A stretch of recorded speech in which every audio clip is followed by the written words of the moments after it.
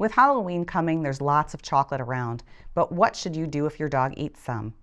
Chocolate contains theobromine and caffeine, which are toxic to dogs and cause symptoms like vomiting, diarrhea, and seizures. If your dog consumes chocolate, don't panic. Note the type and amount of chocolate and your dog's weight, then contact your veterinarian or local emergency clinic immediately. Darker chocolates are more toxic, so the sooner you act, the better. To prevent chocolate toxicity, keep all sweet treats out of reach and be extra vigilant around the holidays. Your dog's safety depends on it.